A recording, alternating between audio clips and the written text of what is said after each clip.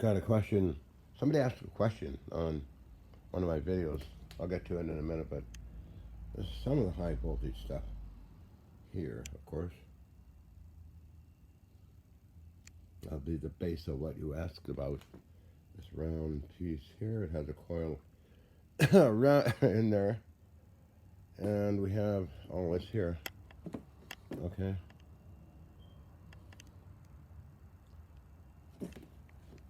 So let's go over to what you're asking about. Let's get over here. Find my way through here. Oh yes, of course, Major. It's part of the system.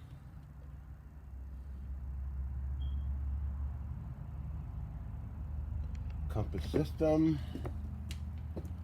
Control panels. Very large variac. Let me just plug this thing in, otherwise we'll go off. Plug this up here. Because it keeps going off, I don't plug it in. I'll be stationary here for a while. I think, where's the plug? So, oh yeah, kind of like the old days, huh? Plug it in. Put this over here. Where are we here? Okay. Let's see where the plug is. Plug in. Okay. Whoops. Plugged in. Hopefully it's charging, but okay. So, no, it's not part of a flying saucer I'm building. Move this over this way.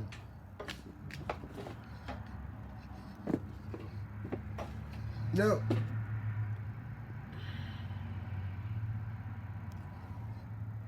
Sit on this. Sit on something. Still got a leg still not stable, but every day getting better. So I took all my vitamins and niacin. Wow, what a good rush.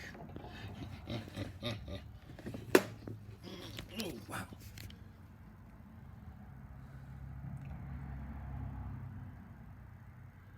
So there'll be a center post in there mounted on bearings, which will be tapered bearings, of course, so it rotates very nicely. I might have slip rings on it as well. That's no problem. It'll be up maybe 8 feet. It's all aluminum, by the way. Oh, okay. They've been filming me upside down now. I don't care who I am. Let's go this way. I think it was filming, wasn't it? Excuse me. Doesn't matter. Okay, so what is it? No, it's not. UFO. A UFO flying saucer from an advanced race would use antimatter, I'm sure, and antimatter, anti-gravity, which is gravity waves kind of in reverse. Study Dr. Frank Klaus. BBC, hosted by Julian Anderson of X-Files. There's always a little bit of other type of gravity within a gravity well field. Anyway, so this will be loaded up with high voltage direct current. Maybe 30,000 volts. Still got a cold too, or flu, or COVID. I don't know what it is, and who cares? I'm getting well. So, within an electrostatic field, okay, will be applied also various RF frequencies onto it. And those clamps you see there will be holding magnets. The rotation rate will be not fast, but medium, I would say. Above, within the whole kind of a bubble of electrostatic field with a high voltage DC field,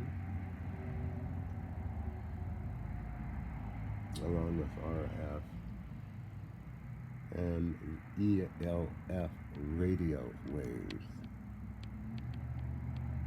It'll help in something I'm doing, what I did before a long time ago. In that big lab I had, I don't like calling it a lab. It all sounds like white coats and that kind of thing. I call it the ship. The ship. Yeah, the ship. Oh, anyway. I can position the magnets, standard magnets, about 52 N types, and different angles and things like that. So I'll be rotating, and the electrostatic field will be around it. As I said before, it's aluminium, so there's no real interference except eddy currents, of course, but that's okay. So I'll be rotating, and then in another field, which will fill this entire room with, well, we've got all this stuff here, so we're getting there. And yes, you can donate. If you want to donate, sure. Johnhobbit777 at AOL.com is my PayPal, and I can directly send it into my bank. So thank you. I look forward to any kind of donation from you, whoever you are. But okay, so that being said, I got a lot of work to do. Holy mackerel! Look at this guy, huh? Beautiful Variac. Kind of had in the big place I had one time. And then organization is still going on every day. Well, my fingers in the way. What's going on here? Okay. Another tiny Variac. These tray things come in handy because I can stack radio gear and stuff like that. And one of this big fellow, another one I scored. And like so. The building itself is all metal, so it helps in shielding stray RF from escaping all over the place and frustrating people. That simply is an antenna, 400 megacycles, about 20 watts, broadband. Arranging some of the antennas way up there.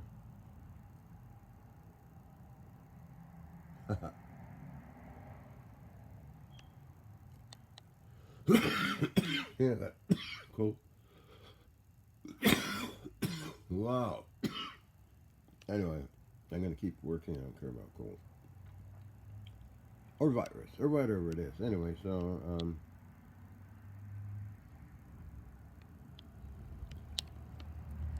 gyro systems here. Excuse me. I don't know. I shouldn't be doing this video yet. Very brand new, vintage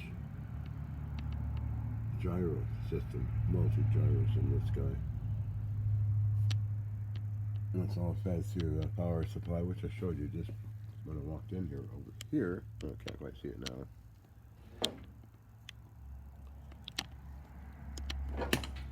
Oh, what's going on here? Okay, so that's this thing's gonna go. Don't really need it for anything. It's for cleaning eaves troughs or something like that. A lifter. That'll be more space. I have here also. This here, that's all lead. It all goes together to form a special container. I'll be using weak sources of uranium, or you get on eBay, okay?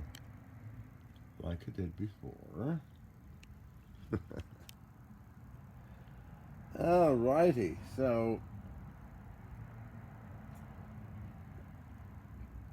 this area was packed here, and with some machine tool stuff, as well as a very unique old direct current motor. I moved into the other area, and if I'm still charging, maybe I can go there and quickly show you before this thing cuts off. But check out Martin Fleischman Memorial Project's Bob Greener's latest video. He covers a lot on Ken Shoulders and others scientists' unique work. There's some interested parties that want to see this thing in operation again here. A couple of new friends on the block. who have communicated by email. Travel. One's a traveler of the world, a doctor, and another's a doctor in California, and a few scientists too. Has a few film crews. So I'm not gonna do any rushing.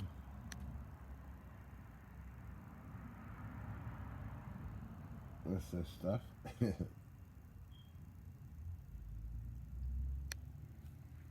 It'll get done. It's pretty well getting organized. Okay, well, unplug and see if this thing goes off.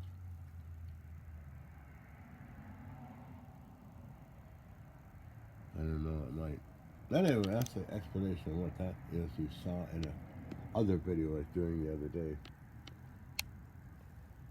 And I explained what it does do.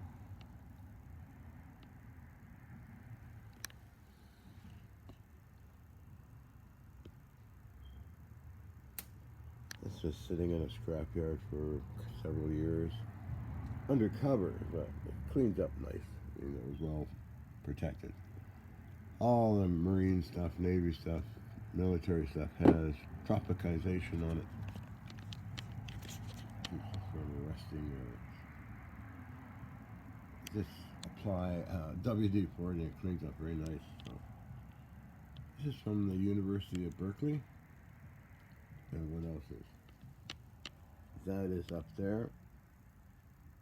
That cart, which will hold a lot of weight, I'm sure, and I hope. Oh, doctor, what's going on? So I act silly. Of course I act silly. It's one of those things, so. I wish some of my friends were still alive, but they're not. There is a few. Colonel Alexander and friends and others. Ken Shoulders would have loved this whole system here. Because he lived in Eureka for a while. It's only 25 miles away. Jeez, you know, it's weird. So many of my scientist friends have passed away and military friends passed away. But there's new ones coming around. Some are learning. A lot of them don't know this old stuff. Explaining old stuff. No, not much into modern things. Because I studied all the old-timer stuff, like Sir Albert Einstein and Steinmetz, and many others, and I stayed in that for time frame, and to wander off into transistors and solid state, it's no good. Not for me anyway. So somebody's got to take care of the store of old stuff.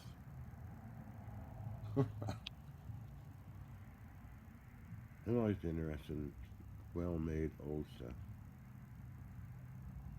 Anything from this to other things. I'm an other things collector too. So I'm gonna unplug. What will happen if I do that? Go off? No, it's still running. Oh, well, take a walk over to the other side. You're gonna go off now or what? Get up hard to get up. Ow! But the knee is getting better. There's gonna be a paper written on it by the doctor and another person. It's a rare knee issue which is curable. And here's the big gyro generator system. You can see all over here things going on. Damn it, Jim. Stuff from Greece and that too, mentioned the other day. So anyway, so I moved in here, this table saw. Funny old table saw. I just need it for cutting metal like aluminium or brass, which table saws will do if you're careful. These are getting filled up. High as it can go. Yeah. So, so I cleaned up some items, moved them around, put them away somewhere. There's this vintage motor generator. That is a real score. It's very heavy, well built. And look at the shafting on it. Not really that big, but it'll take, I got it running at 20 volts direct current. It's supposed to take 100 or so. It's slowly getting organized. Transmitters and all that stuff. What did I move? There goes the trine. Put some machine tools here. Clean them up today.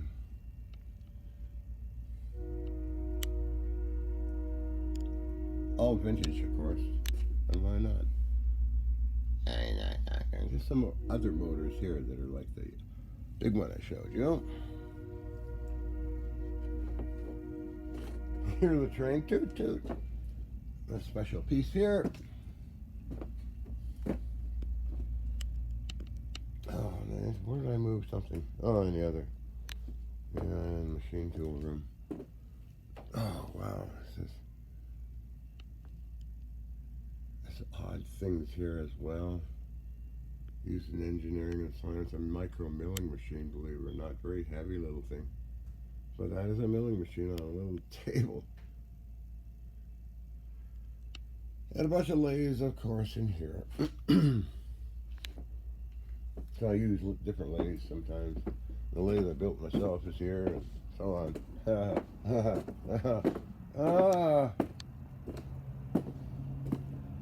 There's that motor, the big fella down there. Another lathe. Oh, somebody moved that. Bring that back. Not a good idea to have it dangling off the edge. Rough voice today. Wow. Little milling machine I got at a scrapyard saw a couple of years ago. Another one of those motors. Don't find those anywhere anymore. So I moved stuff in here today. This is a hand operating milling machine.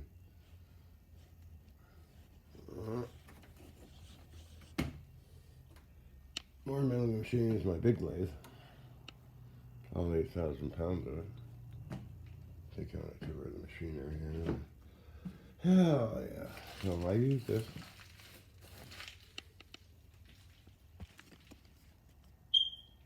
Tweet. Gotta fix that sometime too. So this guy is really cool.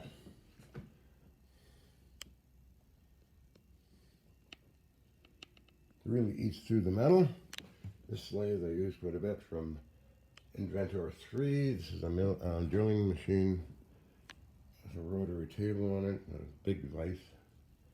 And then I move that chuck in here, and then moving along in here. Making shelves for things.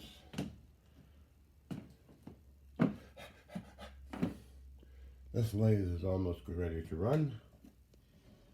Shapers.